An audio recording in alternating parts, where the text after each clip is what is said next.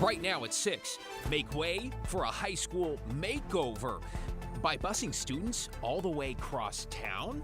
It's gonna be super hard because I live on the whole other side. Why some parents say there's a better solution right across the street.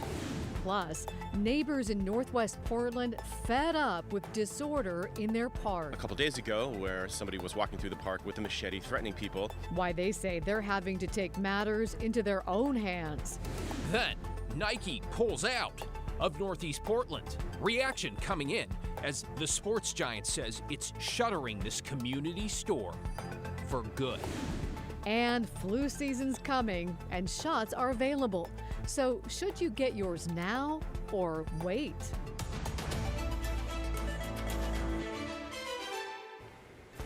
Thanks for joining us. I'm Laurel Porter. And I'm David Molko, and we begin with that controversial plan for one of Portland's high schools, a remodel that would require hundreds of students to be bused all the way across town for 3 years. Thomas Schultz is in the newsroom. And Thomas, according to parents, this wasn't the original plan. Why the change? No, David and Laurel, it wasn't. And for a long time, the plan was to keep students on campus during renovations. After months of working with the community on that plan, school district officials recently changed their mind. Now the district says students will be bused 11 miles to Marshall High School for 3 years.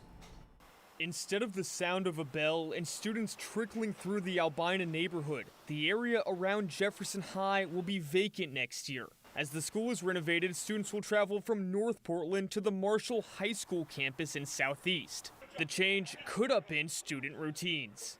It's gonna be super hard because I live on the whole other side, which means I'm gonna have to change up my bus routes. Portland Public Schools says it will bus students to school, though originally the district told families students could stay at Jefferson during the remodel. It's completely unfair. In a letter to families, PPS said keeping students on campus would add a year to the remodel. It would cost more too. Teachers and parents say that extra cost shouldn't matter. Some other schools, like Lincoln High and Southwest, were able to stay on campus during renovations. It is another avenue to divest from a community school that's predominantly Black. This is like our neighborhood school, so it's going to be like a big change for us to go all the way out to Southeast. Many are concerned students' learning will suffer. I wish we could go to a different place instead of Marshall, that's all the way in Southeast. A different place, like PCC Cascades, a community college right around the corner with 17,000 enrolled. Many Jefferson students already attend some classes at PCC, and community members hoped Jefferson could temporarily be housed there during the remodel. District officials told families that option wasn't realistic because of zoning restrictions. They say PCC Cascade isn't zoned to be used as a high school, and that can take years to change. But officials from the city of Portland say they'd likely be able to make an exception. The problem is, no one's asked them to do it. On the other hand, community college officials say they don't have the room. They don't have the 15 segregated classrooms required and would have to decrease its own student body to accommodate high school needs like a cafeteria, PE classes, and science labs. PPS admits busing students across town isn't what they hoped for. But once construction is complete, they do expect higher attendance. All recently renovated Portland high schools have seen at least 20% more students in their classrooms. Last year, Jefferson housed around 600 kids, by far the lowest of the high schools. After renovations, PPS says there'd be room for 1,700 students. But in the meantime, students think classmates will transfer or drop out rather than travel across town to go to school. It's not going to be that much people at Marshall. All right, Thomas, that seems a little bit ominous. Is this a done deal? What happens next? So the school district is firm that this is the best option available. Still, parents and teachers say there's got to be a better alternative out there. But right now, it doesn't seem like PPS has any intention of changing its mind. David? Well, they've got a year to figure it out, I guess. Thank you, Thomas. Let's get to your headlines now, beginning with the much-delayed first day of school in Camas after a strike involving some 400 educators came to a close. Teachers ratified the contract yesterday, ending an 8-school-day holdout and the first teacher strike in Camas history. With the deal, teachers are expected to get reduced class sizes across most grade levels beginning next year and get 13% raises over the next 2 years. Plus, it boosts funding per student for PE, libraries, and music programs. This morning, teachers said they were happy to get the year started, even if it's just one day this week. It's weird to be back on a Friday, first day on a Friday, but it's a great feeling overall. I'm looking forward to meeting my students and making connections. Since students missed 8 days of classes, that instruction time will be made up later in the school year. Meanwhile, the strike continues in Southwest Washington's largest school district, and now the union representing teachers in the Evergreen district alleges the superintendent is threatening to withhold pay if educators do not return to work on Monday. In a statement, the district responded saying while it would not withhold any pay on a permanent basis, it would delay paychecks if they did not return. Teachers there have been on the picket line since last Wednesday. We'll keep you posted as updates come in. Today, neighbors rallied in Couch Park in Northwest Portland, saying they have had enough with illegal activities around the park. They say things came to a head in the last week or two when a guy with a machete showed up. A neighbor gave us this photo of him sitting on a cement wall near the playground where he allegedly threatened people with the weapon. This was on top of persistent illegal camping and open drug use. Neighbors say the city's been slow to respond to their complaints, so they're now taking action themselves. It's pretty sad. It's sad. I'm hoping neighbors getting together can perhaps change things. We can make a presence in the park and take our park back. As for the man with a machete, police said they didn't have probable cause to arrest him, but they did confiscate the machete for safekeeping. Police say officers have also ramped up patrols in the area.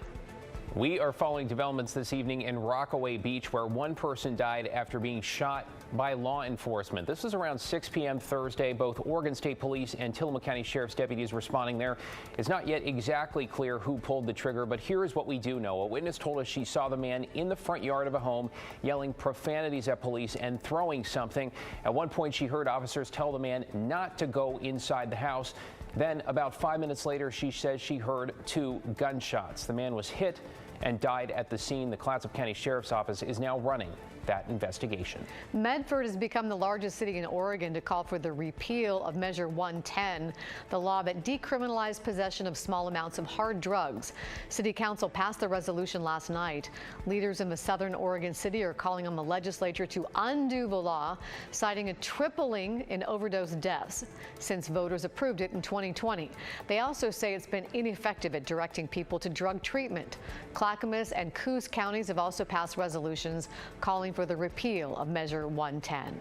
And grocery giants Kroger and Albertsons have announced a plan to sell off dozens of stores in the Pacific Northwest if federal regulators approve their $24 billion merger. This comes amidst concerns that a Kroger-Albertsons merger would essentially create a supermarket monopoly, and with that, higher prices. Now, under the plan, more than 400 stores nationwide, including 49 Fred Meyer, QFC, and Safeway stores in Oregon, and 104 in Washington, would be sold to Piggly Wiggly parent company C&S Wholesale Grocers.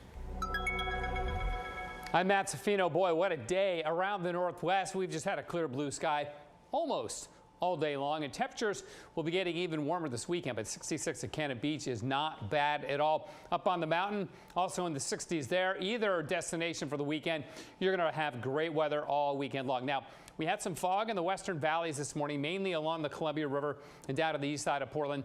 That quickly burned off, okay? So that's it for cloud cover there. But I'm going to show you a view to the north because I'm watching up on Vancouver Island. There's some fires burning up there. And some of the models, and there it is on the fire detection map, some of the models want to bring smoke from that fire down the coast of Washington and Oregon and maybe into the western valleys. I think this might be overdone a bit, but we'll keep an eye out for some smoke around us this weekend. Otherwise, it's going to be clear sky and a really, really warm weekend. Scattered storms in southern and eastern Oregon in our weather headlines too, and a bit of a cool down early next week, but not for very long. I'll let you know what comes next after that, guys. Beautiful late summer weather we're having, but you know, it's almost fall and flu season. So flu vaccines are available now for kids and adults. Ashley Grams joins us now. Ashley, you saw some people get their shots today. I did, Laurel. Several people getting the flu shot to kick off September. Anyone 6 months and older can get it. They say right now is the best time to do it.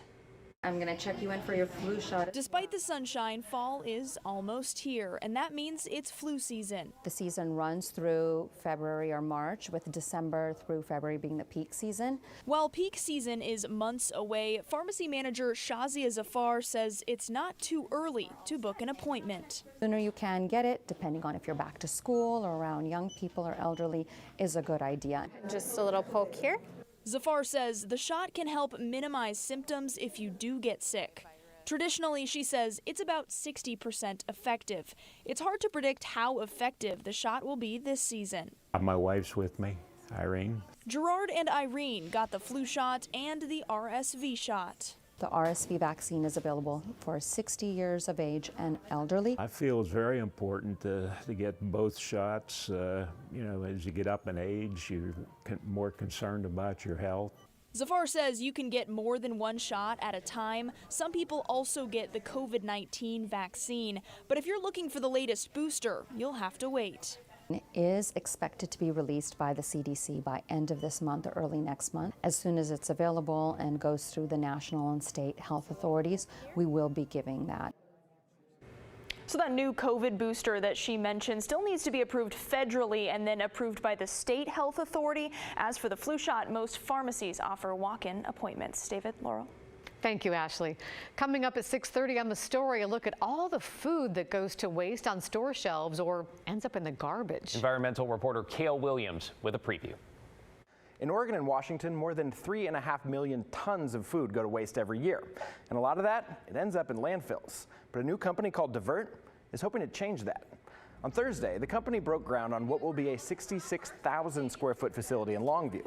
Capable of processing 100,000 tons of food per year, the company will take in waste from grocery stores, hotels, and agricultural producers. But Chris Thomas, Vice President of Public Affairs with the company, said that beyond processing wasted food, they plan to use data to help their customers prevent food from ever being wasted in the first place.